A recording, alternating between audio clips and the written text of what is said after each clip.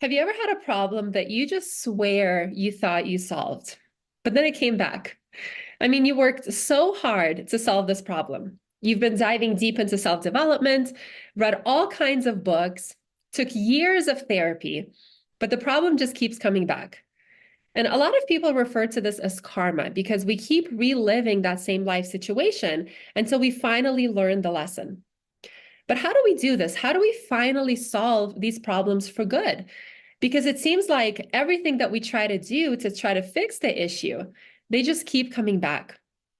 So maybe you've had relationships in the past that you've been trying to, work hard to resolve. Maybe you've been healing yourself, but the theme of those relationships keep reappearing in your life over and over. Maybe you've had the same health issues pop up. Maybe the more that you try to make money to achieve that financial success in your financial life, you just keep coming back to being broke. And you're sick and tired of dealing with the same issues despite your best efforts to try to fix them. So let's first talk about what could actually be happening. Why do these problems just keep coming back? Well, the reason why the problems keep coming back is because you're trying to solve the problem, right, by feeding the same system, the same issue that created it. And the system is called your ego. Yeah, that's right. It's your ego. And you might think, well, no, my ego didn't create these problems. That person or that situation or that situationship, right? That's what created the problem, or the sickness or the external circumstance. But think about it. Are those things actually the problems, or is it your interpretation of what's happening that's the problem? For example, if I lost $100 and someone else found the $100, is that good or bad?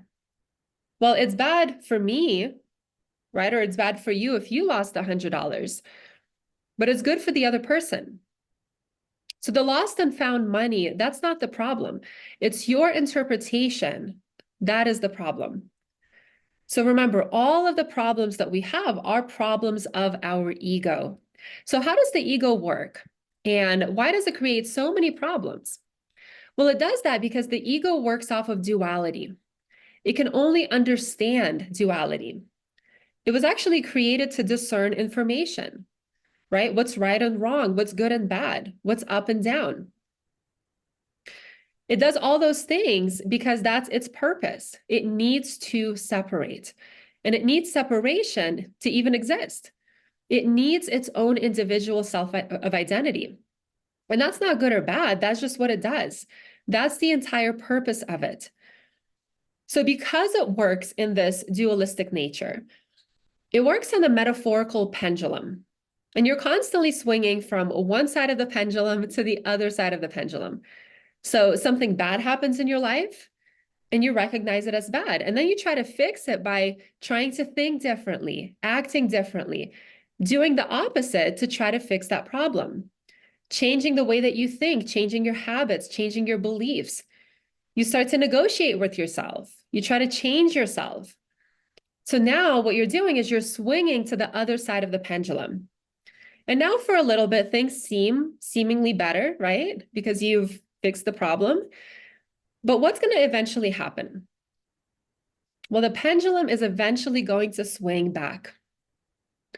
And that's why it's so hard for us sometimes when we try to fix the problem, it just keeps coming back.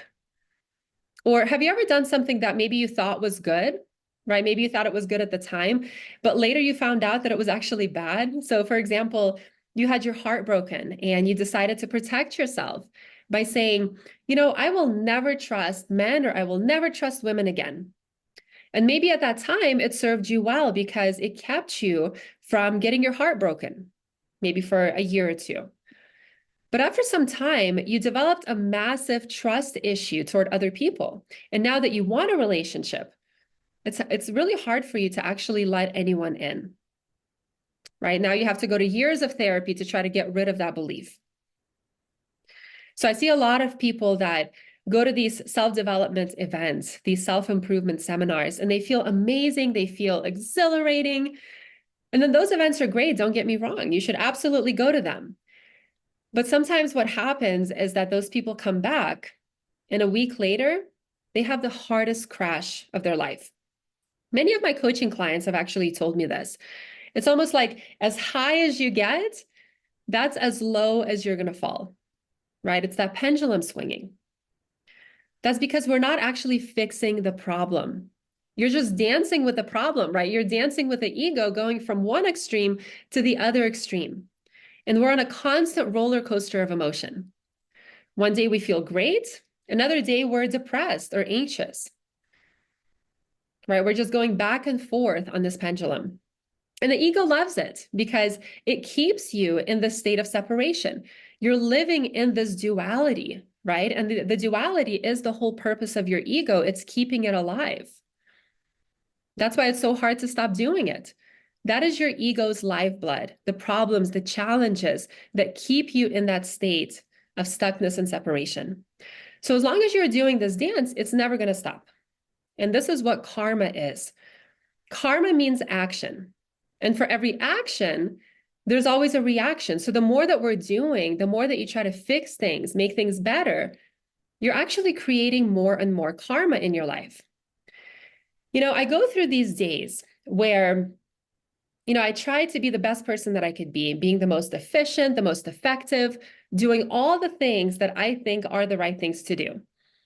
And when I wake up in the morning, sometimes I feel this sense of guilt. It's first thing in the morning. It's right when I'm first connected to my unconscious mind, when I first wake up, before I fully dive into the day, I feel the sense of guilt.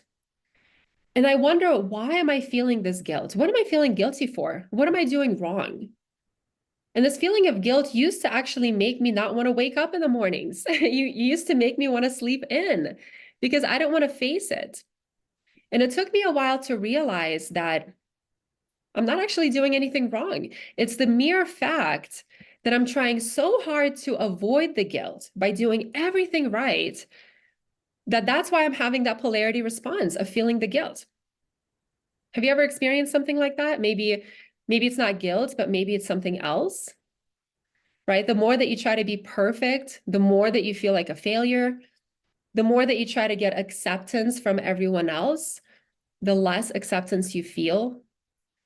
The more that you try to get love from other people, the less love you feel in yourself. So what do we do about this? Well, you need to stop feeding the same system that created the problem. You have to completely step out of the ego. Stop playing the game that the ego wants to play. So you have to choose and decide that you will no longer participate, because you know that as long as you're participating in the ego's game, you're never going to win. The more that you try to swing the pendulum one way, the harder it's going to swing back the other way. So you have to choose not to participate. Imagine going to a sports game, right? A sports event, whatever your favorite sport is. So let's say it's soccer. Everybody loves soccer, right? And when you're at that game, your friend says, "Hey, come play with us." And you're just not feeling up to it, or maybe you just don't know how to play soccer. So you tell your friend, you know, "I'm just going to sit out today. I'm just going to watch." Right? You're still having a ton of fun watching the game, but you're just not participating in the game. Can you imagine that? So in a way, that's what we want to do. We want to become that observer of our emotions and our thoughts, recognizing that you, right, the real you, your soul essence, you're not actually your body or your mind. You're just there observing that experience. And your body and your mind are having this experience. And you're not avoiding the body or escaping the body, right? You're not avoiding life or avoiding your responsibilities like some people might believe. Don't get me wrong, that's not what you're doing. So think of it as giving yourself some space between you, right, the real you, and your emotions, your reactions, your actions. So you're still living life, you're still doing all the things that you need to do, but you're just not attached to the emotion, right? You're not attached to the belief. You're not attached to the outcome. You're not triggered by the events that happen.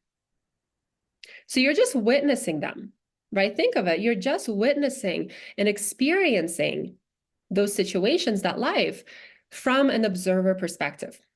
It's kind of like watching your favorite movie, but instead of being the character in the movie, right, getting shot at from all angles or whatever that drama is, you're just watching the movie. You're sitting in the comfortable theater seats, you're having your popcorn, you're having a great time, and you're still experiencing that thrill of what's happening, but you're not identifying with that character. Because if you actually identified with that character, well, that would be a very, very different experience, right? So what will happen when you start to detach? What'll happen is that when you start to detach from your ego identity, you become less reactive. You become a lot more zen in your presence, right? You become a lot more grounded. You're not going to feel that pendulum swing. You're not going to feel that up and down roller coaster that you would normally feel. You're going to become more neutral. And when you become more neutral, you're naturally going to neutralize that charge, that magnetic charge that brings karma to you. So you'll notice that you'll start to resolve a lot of those karmic lessons that you've been dealing with.